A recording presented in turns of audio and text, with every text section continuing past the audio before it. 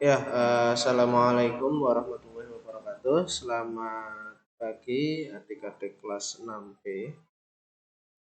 Hari ini kita akan mempelajari tema 2, melanjutkan yang kemarin. Maka hari ini kita akan berada di pembelajaran 5 di halaman 21. Ya, halaman 21 LKS tema 2. Silahkan dibuka tema 2.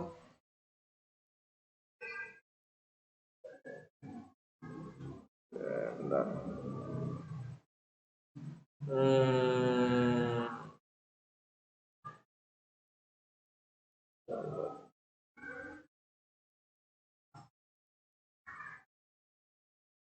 Ya, ini dia pembelajaran 5. Sudah dibuka halaman 21. Ada sebuah teks yang berjudul Makna Proklamasi Kemerdekaan Indonesia. Pada tanggal 17 Agustus 1945, Insinyur Soekarno dan Hatta, Dr. Andes Muhammad Hatta telah memproklamasikan kemerdekaan Indonesia. Dengan kemerdekaan berarti bangsa Indonesia mendapat suatu kebebasan dari segala bentuk penindasan bangsa asing dan berhak menentukan nasib bangsa sendiri. Hal ini juga berarti bahwa bangsa Indonesia menjadi bangsa yang berdaulat, yaitu bangsa yang harus memiliki tanggung jawab sendiri dalam hidup berbangsa dan bernegaranya. Jadi kita negara sudah merdeka mengurus diri sendiri tanpa intervensi atau campur tangan negara lain. Proklamasi kemerdekaan Indonesia mempunyai beberapa makna penting untuk bangsa Indonesia. Salah satunya adalah memberikan dorongan dan penegasan bahwa sejak saat itu bangsa Indonesia mempunyai kedudukan yang sama dan sederajat dengan bangsa lain yang sudah merdeka dalam pergaulan dunia. Oleh karena itu, bangsa Indonesia mempunyai hak dan kewajiban untuk mengisi dan mempertahankan kemerdekaan yang telah diperoleh dan memperjuangkan tercapainya cita-cita nasional bangsa. Negara pun mempunyai hak dan kewajiban. Jadi tidak hanya adik-adik yang mempunyai hak dan kewajiban, sebagai negara Indonesia, sebagai bangsa Indonesia pun mempunyai hak dan kewajiban dalam pergaulan bangsa-bangsa negara. Proklamasi kemerdekaan telah menandai berdirinya sebuah negara baru. Sebagai konsekuensinya, negara baru harus memiliki tata hukum sendiri untuk mengatur segala kehidupan bernegara di dalam negara baru tersebut. Sebuah negara baru merupakan suatu organisasi kemasyarakatan yang bertujuan dengan kekuasaannya mengatur serta menyelenggarakan suatu masyarakat. Dalam mengatur dan menyelenggarakan suatu masyarakat diperlukan suatu tata aturan kehidupan atau disebut pula tata hukum. Proklamasi kemerdekaan yang telah dikumandangkan oleh Insinyur Soekarno dan Dr. Andes Muhammad Hatta menjadi tonggak bagi berdirinya negara Indonesia. Proklamasi kemerdekaan tersebut menjadi dasar bagi berjalannya kehidupan bernegara bangsa Indonesia. Oleh karena itu, proklamasi kemerdekaan merupakan norma pertama atau norma dasar dari tata hukum Indonesia, sehingga proklamasi kemerdekaan menjadi dasar bagi berlakunya segala macam norma atau aturan-aturan atau ketentuan hukum yang lainnya. Dengan kata lain, proklamasi kemerdekaan Indonesia merupakan norma pertama daripada tata hukum baru, yaitu tata hukum Indonesia. Karena sudah bernegara, sudah menjadi negara yang satu, menjadi negara yang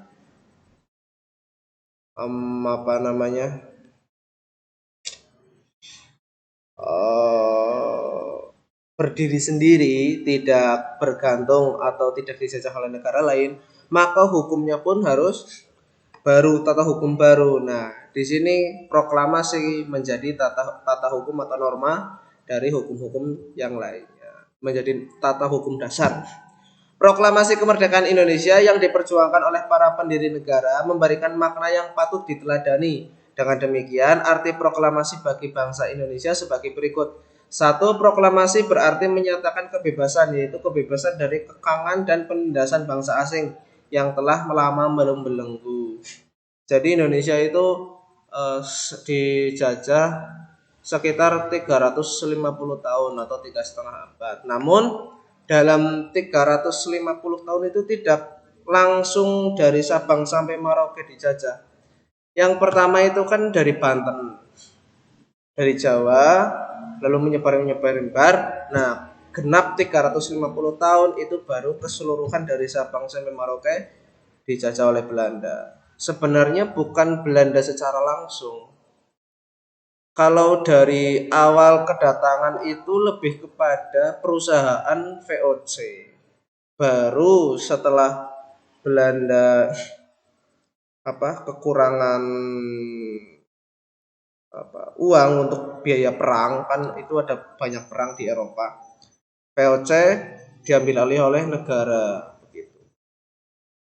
Jadi awalnya itu kita dijajah perusahaan sebenarnya. Yang kedua, proklamasi berarti kembali menjadi subjek, bukan jadi budak penjajah dan pelayan bangsa asing. Nah, dulu itu kan dijajah Belanda, Jepang, Inggris. Itu kita banyak sekali penindasan. Salah satunya ada kerja paksa, tanam paksa, dan lain-lain. Yang ketiga, ada proklamasi berarti kembali menjadi tuan rumah di rumah sendiri. Bangsa Indonesia dapat mengatur sendiri bangsa dan negaranya tanpa campur tangan bangsa lain. Dulu itu yang membuat jalan atau kerja rodi dari Anyar sampai Panarukan, kan itu kan lama sekali, bertahun-tahun. Beberapa bulan awal itu memang judulnya itu bukan kerja rodi, tapi memang kerja dibayar. Tetapi setelah sampai di bukan sekitar 1/20 atau pokoknya masih pendek lah jalannya, masih di daerah itu ya, belum jauh, belum melewati satu provinsi, masih pendek, kekurangan uang. Nah, terjadilah maka tidak dibayar dan terjadilah kerja paksa. Itu sejarahnya seperti itu. Lalu di halaman selanjutnya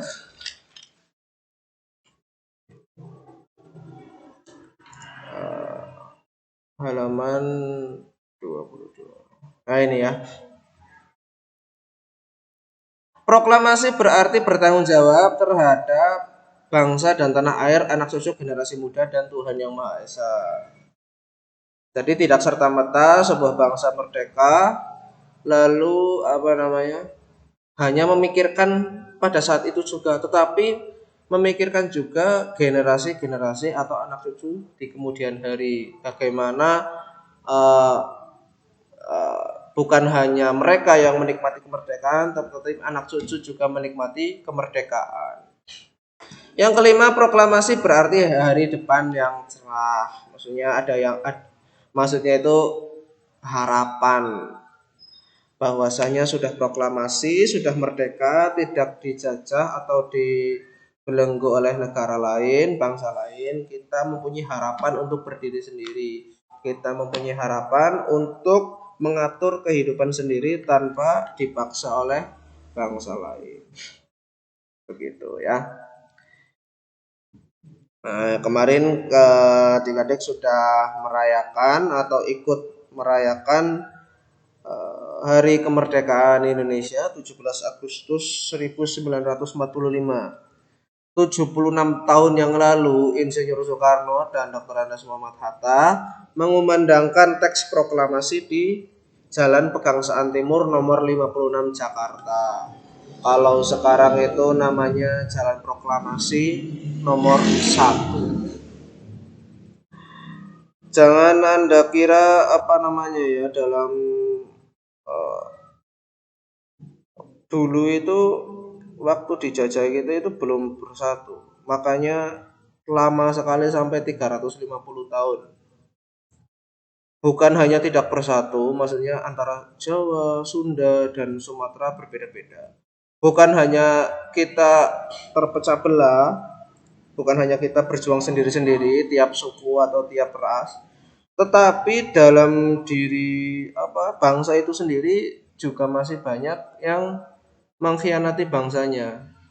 Ada eh, masyarakat atau bangsa Indonesia yang menjadi tentara Belanda begitu. Dan lain-lain, ada juga petinggi Jawa atau gampangannya bangsawan saudagar lah gitu yang membelot atau tidak ingin adanya kemerdekaan juga. Itu sejarah kemerdekaan yang harus kita perjuangkan di tahun-tahun selanjutnya.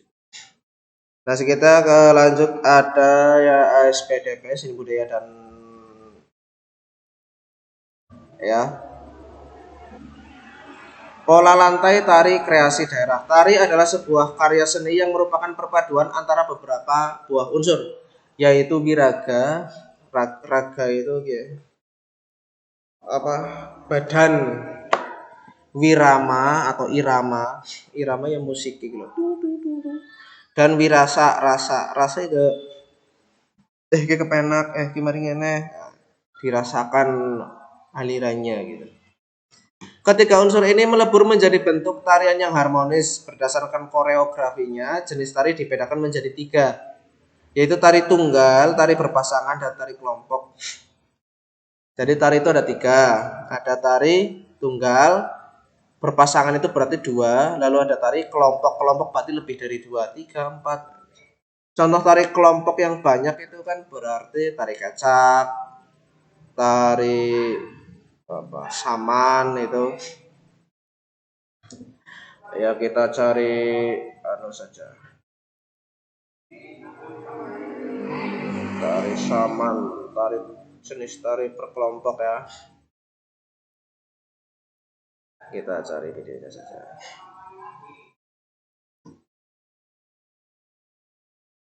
Oh lama, ya sudahlah. Kalian bisa cari sendiri di YouTube ya. Tari tunggal adalah tari yang diperagakan oleh seorang penari, baik laki-laki maupun perempuan. Jadi tarinya itu hanya orang satu, ya. Misalnya tari golek yang berasal dari Jawa Tengah. Tari berpasangan adalah tari yang diperagakan oleh 2 orang secara berpasangan. Misalnya tari topeng dari Jawa Barat. Tari kelompok adalah tari yang ditarikan oleh lebih dari 2 orang. Contohnya, ayo. Dalam sebuah pertunjukan tari, bagian dari koreografi yang paling mudah dilihat adalah pola lantai atau desain lantai atau floor design. Floor itu lantai, desain itu desain lantai, floor design. Pola lantai adalah pergerakan yang dilakukan dengan cara berpindah atau bergeser secara terstruktur sehingga membentuk pola denah tertentu. Nah, fungsi pola lantai adalah untuk menata gerakan tarian, menciptakan kekompakan antar anggota penari, serta membentuk komposisi dalam pertunjukan tari sehingga menjadikan tarian yang disajikan menjadi lebih indah dan menarik ketika ditonton. Penguasaan jenis pola lantai dalam tari menggambarkan bahwa penari benar-benar menguasai panggung serta mampu mengalirkan emosional yang tinggi. Selain itu, penari akan mampu mengatur jarak antara satu penari dengan yang lainnya agar tidak terjadi persinggungan badan maupun kesalahan dalam memperagakan gerakan. Setiap tarian umumnya memiliki pola lantai yang hampir sama karena jenisnya hanya 2 macam, yaitu garis lurus dan melengkung. Nah, jadi dalam pola lantai atau desain lantai itu cuma ada 2. Melingkar atau lurus gitu. Ini contoh lurus. Titik-titik ini melihat orang yang nari dari atas. Nah, ini misal kepalanya ada, berarti ada 8 orang penari. Posisinya seperti ini. Misal ini kamu, teman kamu di sini, nah teman kamu satunya lagi di sini begitu. Ini namanya pola lantai. Sampai mana tadi?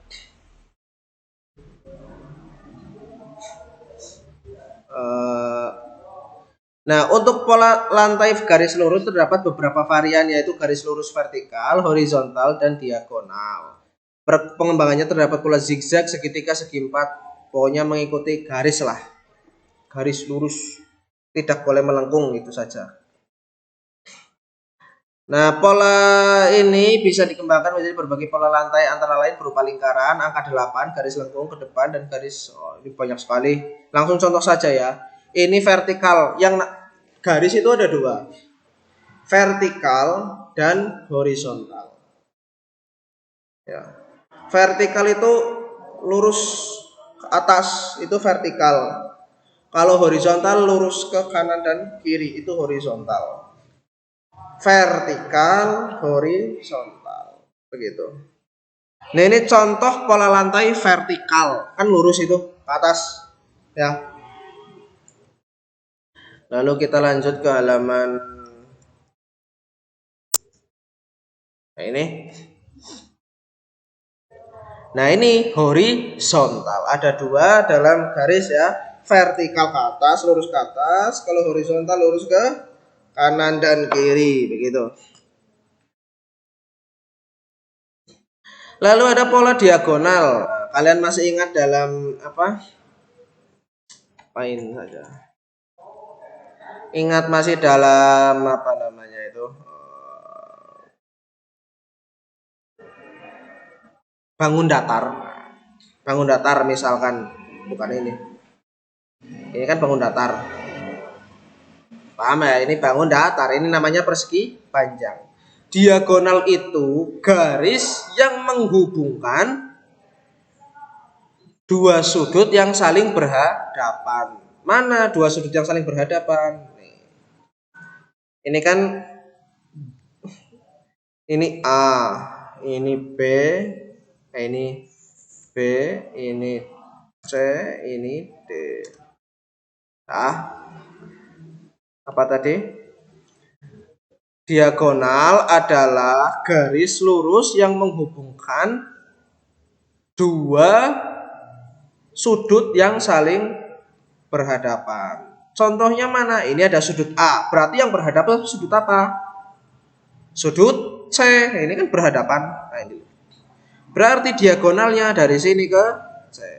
Ini diagonal. Kalau sudut B, diagonalnya sudut mana? Yang berhadapan sudut D. Maka seperti ini. Nah, ini namanya garis diagonal. Nah, bukan ini yang di close. Nah, ini kan diagonal ini. Seret miring lah.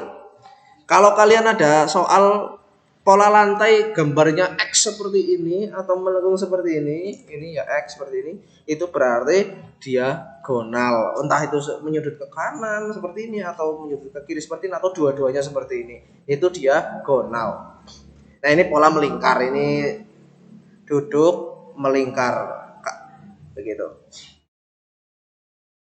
Lalu berdasarkan arahnya pola lantai dibedakan menjadi, nah ini ada hadapan. Hadap itu maksudnya muka apa, dada kalian melihat kemana ini? Ini muka dada lurus kemana? Arah hadap berdasarkan arah hadapan nanti dapat menghadap depan, serong kiri, hadap kanan, hadap belakang. Ini hadap depan lurus. Serong itu antara lurus dan ke kanan, berarti tengah-tengahnya seperti ini. Misalkan ini hapus saja. Jadi misalkan ini orang, nah, kalau ke depan kan seperti ini ke depan. Kalau kalau ke kanan berarti kan seperti ini. Ini kamu ya, ini arah menghadapnya maksudnya. Nah, kalau ini kan ke kanan. Nah, yang namanya serong itu antara hadap depan dan hadap ke kanan. Berarti itu di sini warna hitam saja. Serong. Oh, ini nggak bisa ding ya. Berarti pakai garis saja. Serong itu di sini. Set. Nah, ini serong. Ya. Nah, ini hadap depan, hadap ke kanan, ini hadap ke kiri, ini hadap, ini saya serong, ini serong kanan. Kalau serong kiri berarti di sini. Oh ini sih. Nah ini. Nah kalau ke sini serong ke kiri. Nah ya.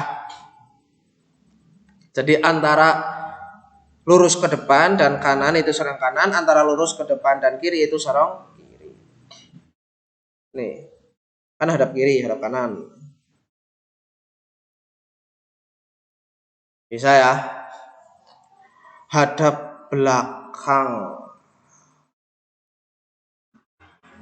Menghadap ke belakang. Berarti bukan dalam menghadap ini berarti bukan hanya kepala, tetapi lebih diarahkan kepada dada kalian itu menghadap. Kalau di sini hadap belakang, terus ditafsirkan sebagai kepala, tidak mungkin kepala kalian menghadap ke belakang. Kepalanya bisa patah. Jadi ini badan kalian keseluruhan menghadapnya, bukan hanya kepala. Karena banyak yang mengartikan menghadap itu kepalanya yang menghadap, bukan. Kalau di sini seluruh badan yang menghadap. Nah, di sini ada arah gerak. Setelah menghadap kan bergerak. Nah, ada yang bergeraknya melingkar. Ini berarti muter. Ini kepala kalian. Ini arah melihatnya muter. Kalau ini ada yang spiral. Spiral itu seperti per ya. Lalu yang zigzag itu kanan, kiri, kanan, kiri, kanan, itu zigzag. Bisa ya. Lalu kita ke halaman. Oh sudah, cepat sekali. Ya, berarti kita di halaman 24 itu ada mari berlatih. Dilihat dulu soal-soalnya ya. Yang atas mari bersama Pak Guru ya. Unsur-unsur yang tadi sudah pola lantai sudah, varian pola lantai kurus, apa yang menurut tari berpasangan berarti berdua, ada yang dimaksudkan pola lantai vertikal berarti ke atas, garis lurus depan belakang atau sebaliknya. Ya kalau vertikal itu depan belakang, berbanjar tahu kalau dalam pramuka berbanjar itu. Kalau horizontal itu kanan kiri atau dalam bersaf. Kalian yang beragama Islam kan sholat itu berjamaah. Kalau kalian bersaf itu berarti pola lantai horizontal. Begitu. Ya, kalian kerjakan latihan pembelajaran 5 seperti biasa diupload. Untuk pembelajaran hari ini sekian. Apabila terlalu banyak mohon maaf. Kurang jelasnya. Wassalamualaikum warahmatullahi wabarakatuh.